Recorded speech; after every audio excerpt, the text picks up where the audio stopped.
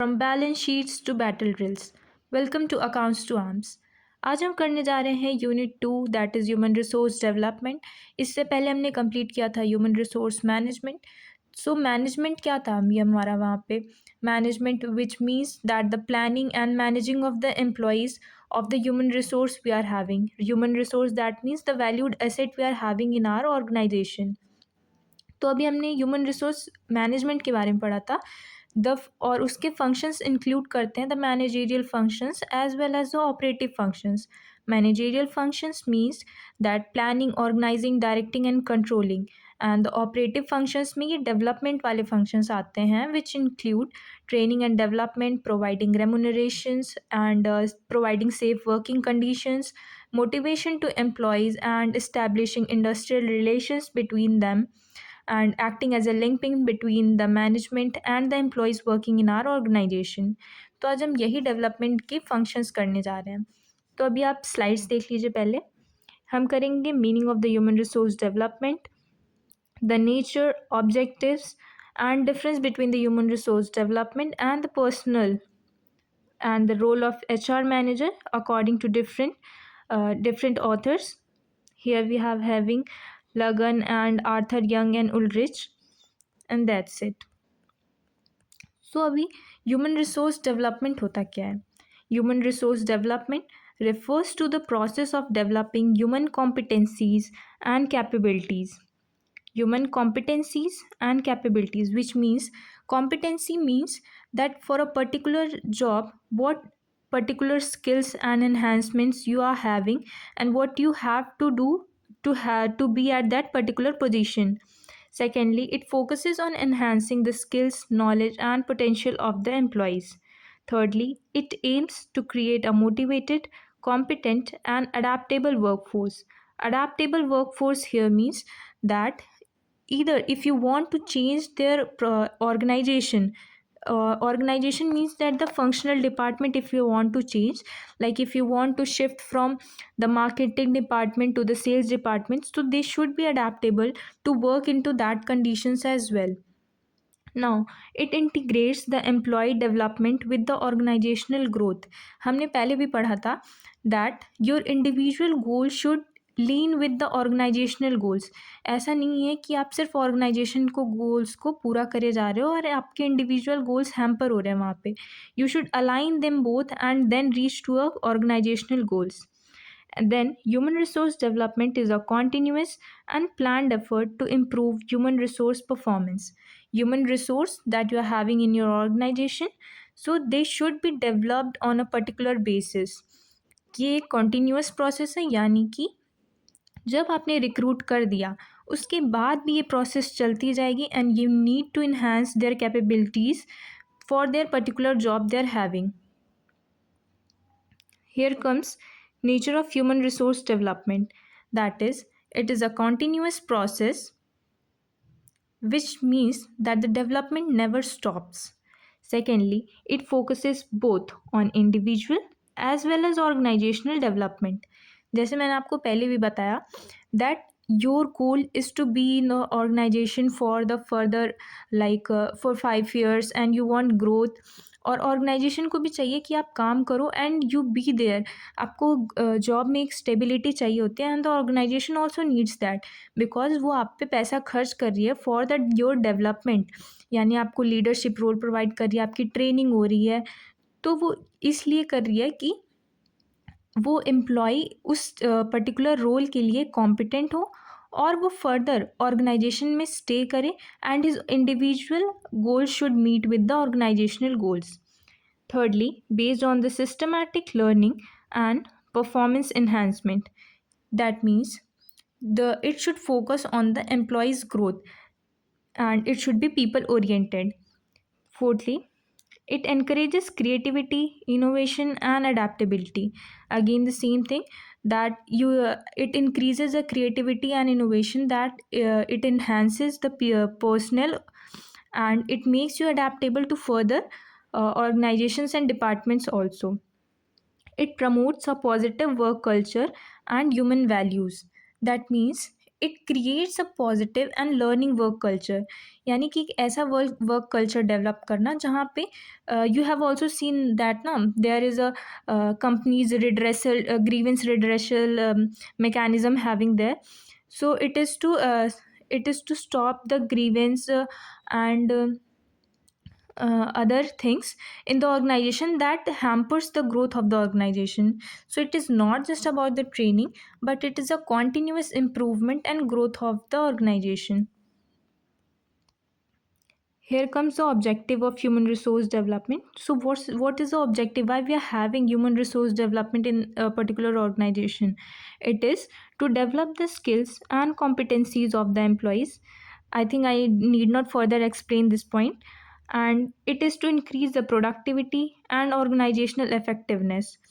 By productivity, it means that they are providing you with the continuous the leadership and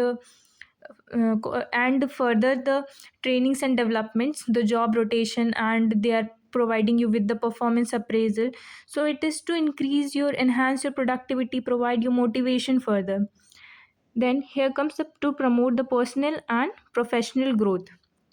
as a person आपको क्या चाहिए एक organisation से कि you need personal growth also and you need to be competent and you need further growth as the HR also asks in your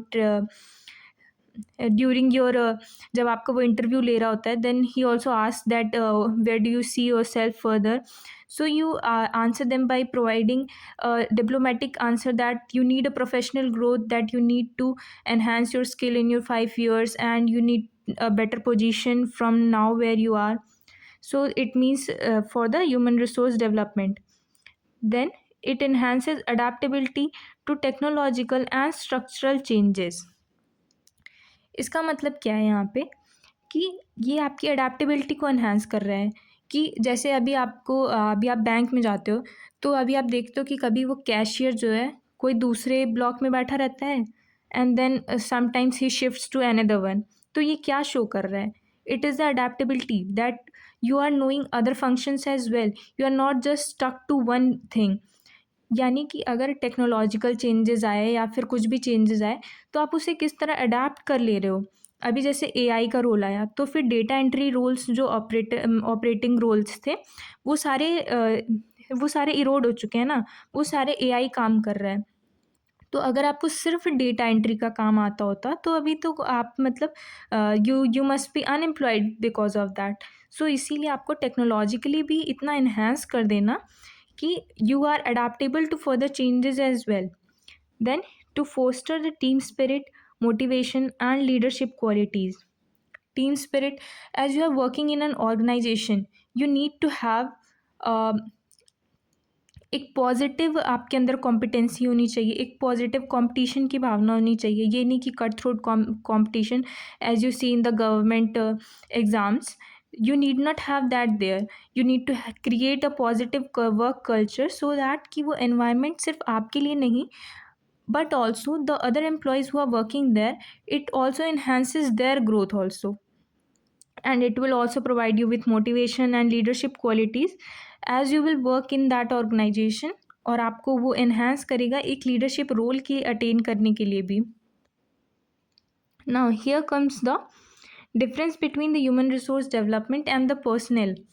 Personnel here means, अभी मैं दिखा देती हूँ यहाँ पे.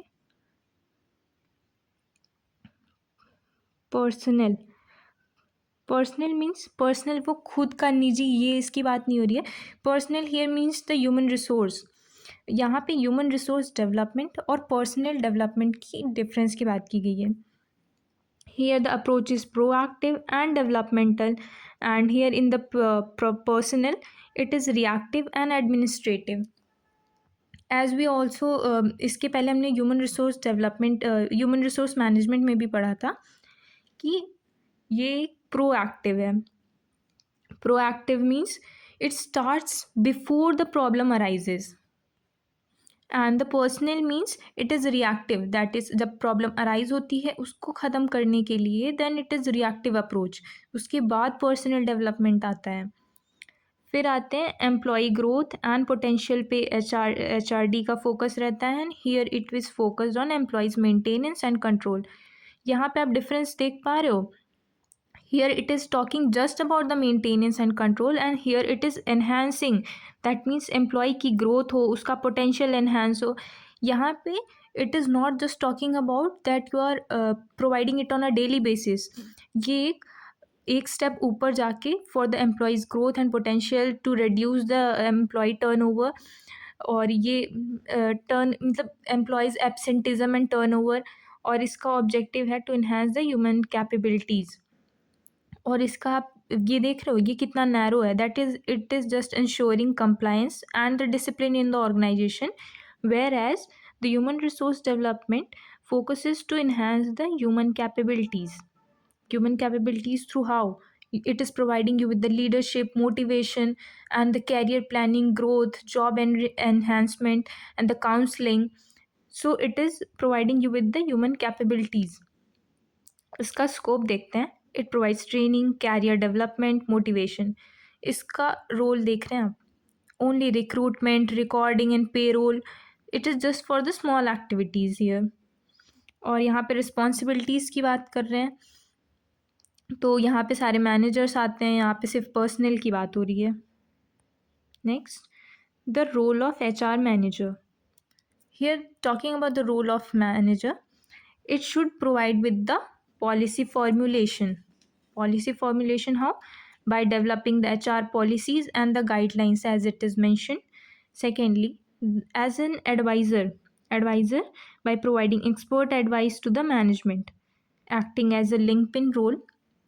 Here it means that acting as a bridge between the management and the employees, यानी कि आपको एक ऐसे इंडस्ट्रियल रिलेशंस मेंटेन करने हैं जो लेबर वेलफेयर में भी काम आए, उनकी सेफ्टी का भी ध्यान रखे। एक जैसे ट्रेड यूनियंस बनाए जाते हैं तो, और ग्रीवेंस रिड्रेशल मैकेनिज़म्स भी होते हैं, तो उसके लिए आपको एज अ लिंकपिन एक्ट करना है HR मैनेजर को, to act as a bridge between this management and the employees who are working there. Next is the acting as a mediator, means to resolve the conflicts and to promote the harmony. आपको human resource as a human resource manager you have to act like a mediator in some of the events that is happening between your employees and the management और the other employees as well. यानी एक department में जो हो रहा है, जैसे कि हम देखते हैं कि अभी कंपनी में सिर्फ एक डिपार्टमेंट तो होती नहीं है, एक फंक्शनल डिपार्टमेंट हो गई, एक सेल्स डिपार्टमेंट हो गई, एक मार्केटिंग डिपार्टमेंट हो गई, और एक फाइनेंस डिपार्टमेंट हो गई। अब ये इसके अंदर टॉप मैनेजर्स आ रहे हैं, मिडिल लेवल मैनेजर्स आ रहे हैं, फिर एम्प्लॉयज़ आ रही हैं, फिर लोअर लेवल मैनेजर्स आ रहे हैं, तो ये एक हायरार्की रहती है। तो इसमें आपको as an HR manager it should act as a mediator between these, ये समझ पा रहे हो? It should act as a mediator, और ये इससे कोऑर्डिनेशन आएगा बाकी डिपार्टमेंट्स में भी। फिर it should act as a leadership, means HR manager should act as a leader by motivating and leading the workforce. अब इन सब के ऊपर कौन आ रहे हैं? HR, या यहाँ पे एक टॉप मैनेजर्स आते हैं, but as a human resource को कौन देख रहा है? वो तो HR देख रहा है। So it should act as a leader who is motivating and leading all of the workforce here. It also acts as a welfare officer to ensure the employee well-being and the satisfaction। यानी कि सिर्फ employees का ही बस ध्यान नहीं रखना है, in fact about of their family members, like बीच बीच में आप उनको वेलफेयर सर्विसेज प्रोवाइड करते हो, या फिर ऑफिसेस में भी आपने देखा होगा कैंटीन्स या क्रेच सर्विसेज, ट्रांसपोर्ट, हॉस्पिटल्स, ये सब की भी सर्विसेज प्रोवाइड की जाती हैं। Coming to that, competency of HR managers। competency यानी for a particular role what all qualities you need to have। So according to Henry Fayol, firstly it is to be the, उन्होंने 6 ये दी हुई है, 6 qualities बताई हैं। Firstly it is physical, that is to have a good health and stamina. ये अब एक कोई भी ऑर्गेनाइजेशन का लीडर है जो आपको रोल लीड कर रहा है, पूरी वर्कफोर्स को लीड कर रहा है, so he should have a physical health, he should have a good health. फिर आते हैं मेंटल हेल्थ पे, ability to analyse and make sound decision. ऐसे कई मौके आएंगे जहाँ पे आपको खुद जजमेंट लेनी पड़ेगी, अपना मेंटल अपना मेंटल और वाइज दिखाना पड़ेगा खुद को, खुद डिसीजंस लेने पड़ेंगे। So you need to be mentally stable. Thirdly, you need to have the moral ability, यानी कि an ethical behaviour, firmness in your voice and the willingly to accept the responsibilities you are having and to take the initiatives also. Thirdly, they're talking about the education. He should have the broad knowledge and learning attitude. अब HR कैसे बनता है आपको पता है ना, MBA करके, या फिर MBA करके जब आप जाते हो तो फिर आपको उसके बाद वहाँ पे चूज़ करना रहता है कौन सा पर्टिकुलर डिपार्टमेंट में जाना चाह रहे हो, या फिर आप BCom BBA ये सारे ऑप्ट करके फिर आप उस लाइन में जाते हो. So you need to have a broad knowledge about what particular role you are going to opt for that, and accordingly you need to know all the functions and workings of that organization you are going to join. Then here comes the technical. Technical means you need to be very apt about the functions and the HR tools and systems, what all functions you are going to perform, how it is performed. So इसके बारे में आपको पता होना चाहिए. Then the experience. You need to have the practical exposure to HR practices. Like अभी आपको recruitment के लिए दे दिया गया, सिलेक्शन करने को दे दिया गया, टू प्रोवाइड द ट्रेनिंग, और आपको वर्कफोर्स को हैंडल करना है. अगर आपको ये आता ही नहीं रहेगा, प्रैक्टिकली आपका एक्सपोजर नहीं रहेगा कि लोगों से कोऑर्डिनेट करने का, और लीडरशिप क्वालिटीज़ नहीं रहेंगी आप में, so how will you do that? So इसके लिए आपको एक्सपीरियंस होना चाहिए for the practical exposure and to have the HR practices you are going to perform. Now according to Pat MC Lagan, इन्होंने 9 रोल्स बताए हैं.